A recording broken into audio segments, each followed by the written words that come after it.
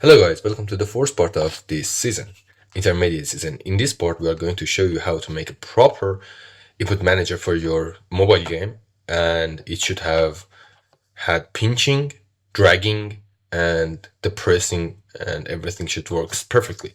So how we can do that? First, we can come here and create input action. If you've seen all of my tutorial before, we did that before, so I'm just going to show you how to update it. But for those who didn't, just don't worry, we are going to show you everything. Okay, first we need to make an action maps, and we can call it whatever we want. For example, I'm just going to call it something. And I'm going to have bindings and actions. Okay, for actions, we need to have, for example, T1, touch 1, or touch 0, and it should be type button type. And for binding, it should be touch screen, and it should be press or touch 0 tap. Okay, we can come here and add another action. This one should give us the position of our T0,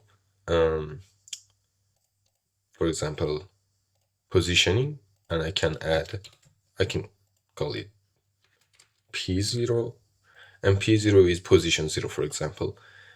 I just called my cells better name, but I'm just going to show you fast. So you can come here and change it to value type, and go here and change it to vector 2 because it's 2D game, and can come here and say touch screen. Oh, and because it's touch screen and it passes the value of your touch screen, even in 3D game you should pass the vector 2 data as well. So we get touch 0 and position. Okay, now we can come here, do it for another one, T1, and go button type and go binding as well. Add binding. One is enough. So we can come here, touch screen, T1, touch 1. Touch 1 is your second touch. Okay. Now we can come here and go P1. And for the binding, I go touch screen, and no, we should change it to value and vector 2, and go touch screen and T1 position. Okay, if we save this one and change the name, for example, and name is good. Okay, we can come here and generate C# class from it. And this is our C# class. Okay, in our C# class, I need to change something. For example, I come here and I don't want them to act as touch, because touch is doesn't have some functions. For example, dragging or something. It just gets when you press it and release it. Nothing complicated. But for the press, you can have a start, perform, and cancel events. So we can come here, and for this one, we can change them to press, and this one as well. And we save it and we delete our input action so it doesn't override it anymore. But I have one for myself, and it's this one, and I can come here and you can see I changed those as well. For example, where is, touch 0 position and touch 1 press, touch 0 press. I saved everything. Okay, I can come here to my Unity and I can show you how it works. Okay, now if you see, I have some identifier or indicators that show you where I touched the screen, and I have two of them. The first one is just where you clicked, and the second one is get bigger, so you can see you are dragging or not. You see? Okay. And if I touch again on the screen, you can see I have my second one. I can pinch as well.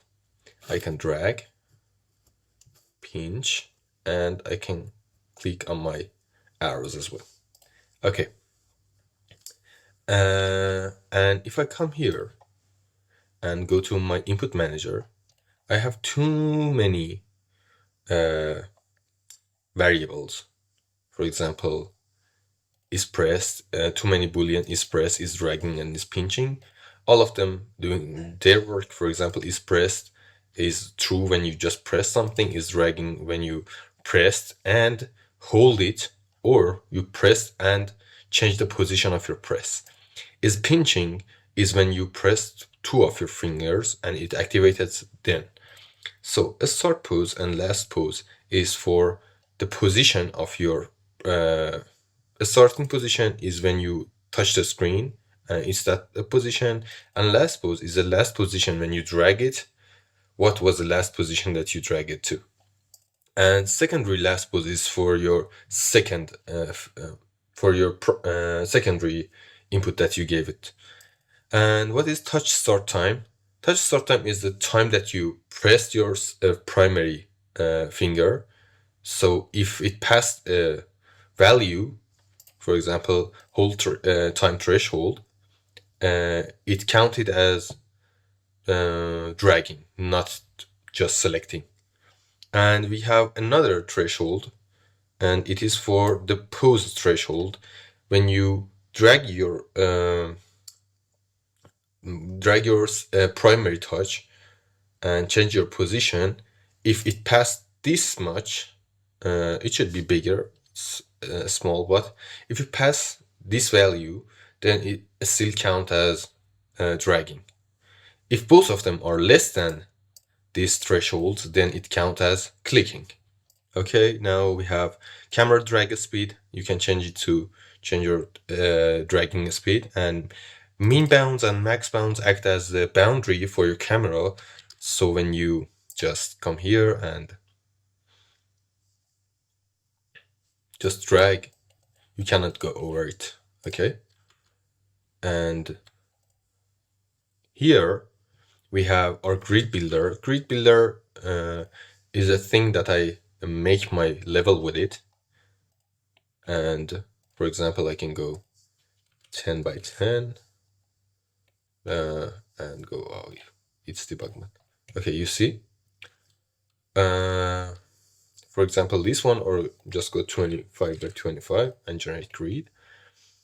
And I get this because I want to change my minimum bounds and maximum bounds by my grid size, not by hand. So keep that in your mind. And what other things that we have is zoom speed, minimum zoom that we have, maximum zoom change dynamically, so we don't get it from the from anything from Unity at all. We cannot see it in my input manager, maximum zoom anywhere, but we have it, dynamic maximum zoom. You see it here. And we have our zoom paddings, allow pan while pitching is a boolean that we have. We have public float move smooth time and zoom smooth time. Why we having this? Because we are just going to use smooth damp and not fully clamping the position. If we just use fully clamping position, we maybe sometimes we have bugs. For example, if I just for example, if I just, I don't know. Oh, okay, I'm not in simulator. Okay, if I just unzoom and go to the edge, it just crash. For example, it goes a little bit off and then come back. Okay. Now we have fmax and fmins. Fmins is the minimum value for our identifier and for our click to be accurate. For example, if I want to click on my, for example, I need to make an arrow. I come here, grid recorder, and I make arrow. We developed this in another episode. So, okay, arrow container. Okay, and create arrows. Okay, you can see it. And for this one, if I click here, it does nothing happen, and it's about our fmin. And fmin checks if we clicked it or not. But if I click here, it actually gets the arrow. We give our player a little bit misplay because touching on the screen is much harder than touching with your mouse. So you can come back here in our code. And what is fmax? Fmax is the value of how much your second identifier for each touch should grow. You see, this one grow a little bit. Okay, now I can come back. And growth speed is how much it should go fast to grow to this size from this size. And primary touch identifier transform are just these game objects, transform of these game objects, nothing special. And let's come back to our code. We have target position, move velocity, target zoom. What is target zoom? Target zoom is the value of this one, our main camera zoom. And it's this one. And fun fact about this is, for example, if I go in my game mode and if my grid is 25 by 25, I can see all of the grid by having this zoom to 12.5. And if I go beyond that, what? Oh, because I'm in play mode. Okay. You can see all of them is visible in my screen. But if I go beyond that, there's nothing more.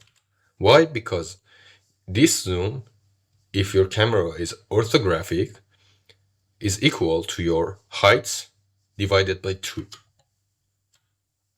Okay, and we have our last pitch distance and fixed camera Z. Okay, now in our awake, we set the first value that our camera or positioning should have, and we make our new input action from the input action that we had here from this class. We make a new one.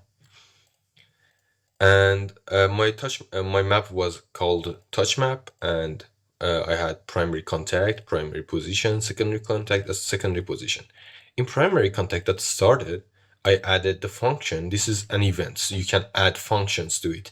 When an event happened, it goes to those function and run those function.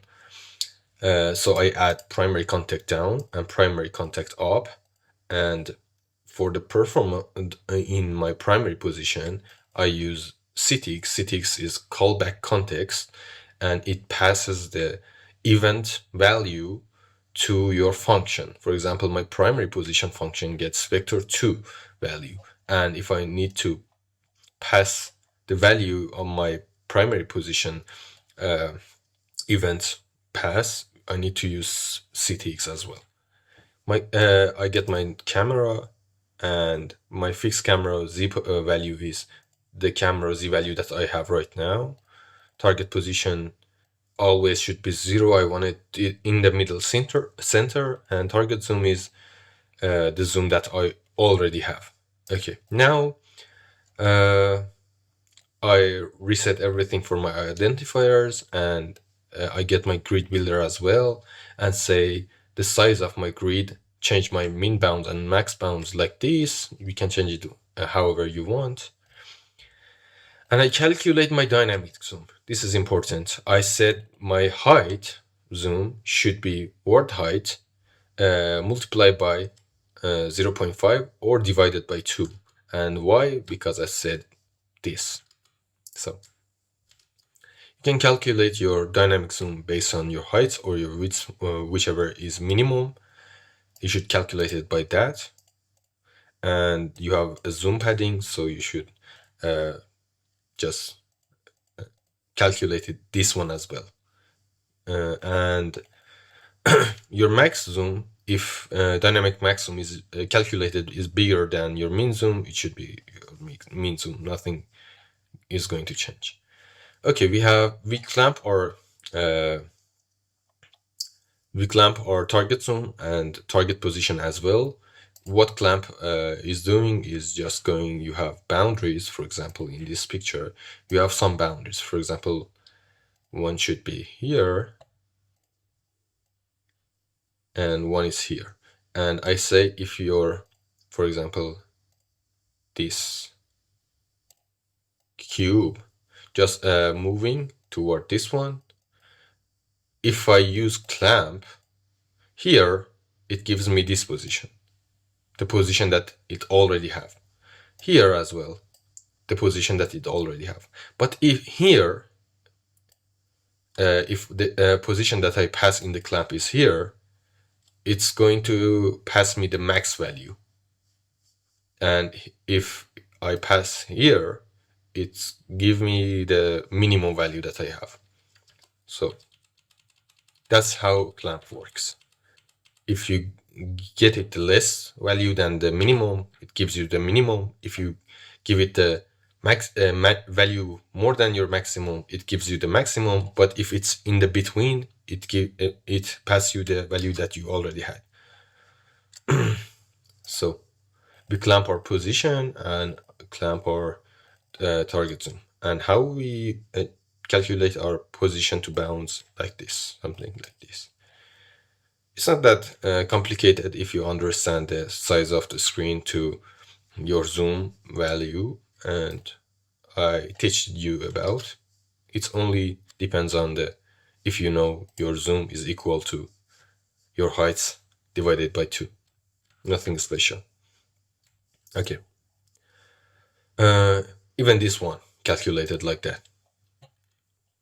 Now we can come back to our awake, and you see we calculated our dynamic zoom, target zoom, and target position, clamp target position, and clamp target zoom. Nothing special here. And on enable and on disable, we enable and disable our input action that we created. And on validate, unvalidate just works in editor mode. So not in editor mode, but when we are in Unity, not in the final game, you can delete it if you want. Okay, what updates is do something in my game? Updates just update the value of this one, how much it should get bigger over time. And you see this one gets bigger the second circle. It calculated but by this function. And the thing that maybe it's not familiar to you is move towards. Move towards says you give me a value and the value you want to reach, and how much do you want to go from this one to this one. It's still nothing special. What late update do I'm going to teach you later, like a late update. Yeah, I know it's a little bit corny, but okay. Primary contact down is drag. Okay, when my primary contact down happen, when I touch my screen with my first finger, and is press active, is dragging equals to false. Start position, we get it. Last position is equal to start position because we didn't change anything at all right now. And touch start time is equal to now. Time is equal to now. And if primary touch identifier is not null, we reset every value that it has. And update indicator position as well. Update indicator just say our identifiers should change the position to the touch position that you have. Nothing special either, like this. And you say if you pass the true, it changes your first indicator. If you pass false, it changes your second indicator. Okay, now we can come back on primary contact up. We first check on drag check. We do on drag check, change the value of our is dragging to if it's actually dragging or not. It goes time.time minus touch start time that we set in our primary contact down. If it's equal or bigger than hold time threshold, or the distance between our starting pose and last pose is bigger than hold pose threshold, then is dragging is equal to true, but if is pressed is active. If it's not, then no. So we come back and primary contact up. Okay, then we make our identifier false as well. And if it was not dragging, then we create a things called overlap circle. Before, in the beginner season, we used raycast, and that's why I called it ray hit, but it's not raycast. Overlap circle create a circle and can calculate if your object touches this circle or not. So this circle is accurate. For example, if this circle touches my arrow, you see, it activates.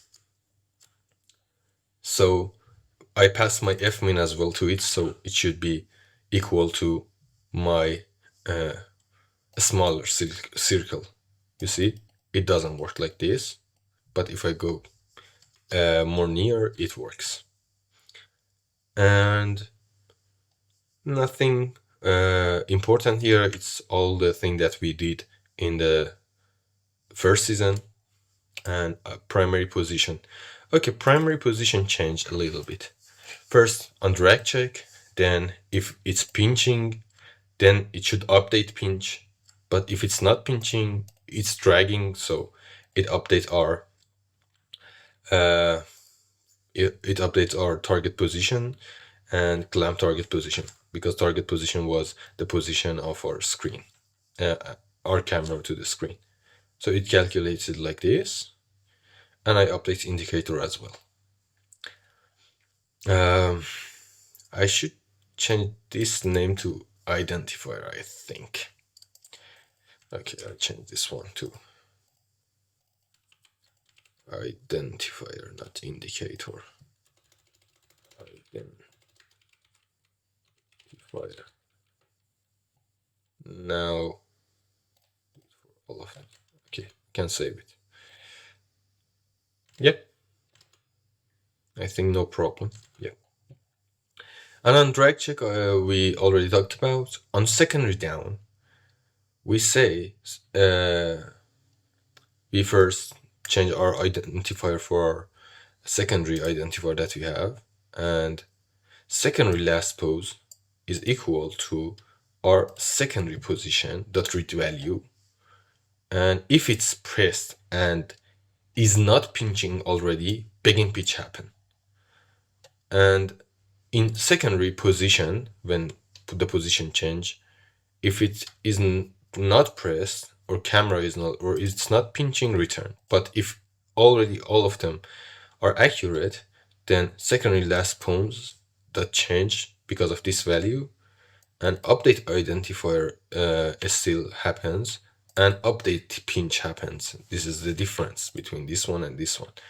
Okay, what is begin pinch? Is pinching is true, is dragging is true, last position is equal to this, and secondary last pose is equal to this. I think I can delete this one, but let's not just change anything and break my code. And last distance pinch distance is equal to this function. Get current pinch distance, nothing special, vector to the distance of the last position and secondary last position.